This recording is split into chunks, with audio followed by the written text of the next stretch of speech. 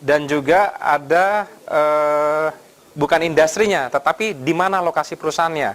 Misalnya di emerging market yang memang dia sangat resikonya tinggi, gitu kan? Mungkin kayak di Afrika gitu ya, seperti itu. Mungkin resikonya tinggi, sehingga harus ada adjustment. Nah, ini saya ambil beberapa jenis perusahaan. Satu perusahaan siklis, money losing atau turnaround. Kalau perusahaan siklis Pak, dia pendapatannya biasanya berapa tahun sekali dia berubah. Siklus, ada siklusnya.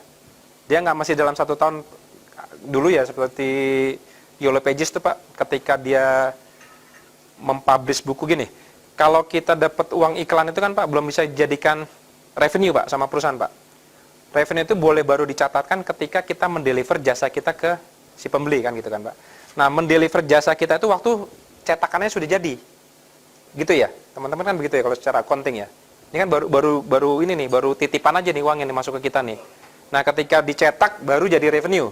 Nah, itu kalau dulu kalau cetak Yellow Pages-nya Jakarta sama Surabaya langsung Pak, tinggi.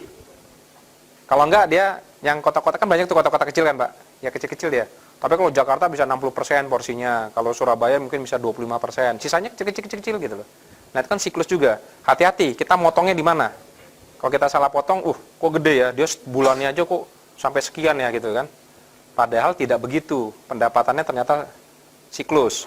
Atau memang ada industri yang memang saya lupa ya. Industri yang biasanya berhubungan dengan alam tuh biasanya pada berapa tahun sekali dia turun dia. Gitu loh. Atau pada musim tertentu dia bagus banget. Nah, seperti itu. Nah, ini siklis. Money losing, rugi memang. Tapi ruginya kenapa? Ada kemungkinan Pak, ini Pak ruginya Pak. Kan rugi kan di sini Pak. Gara-gara ini kegedean Pak.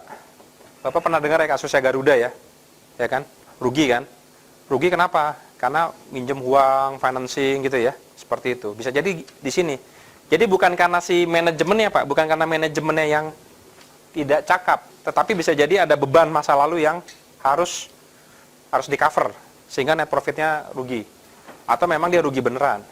Kalau turnaround Pak, memang dia sedang proses recovery katakan. Ini teknologi tinggi, startup. Kan biasanya susah tuh Pak. Rugi.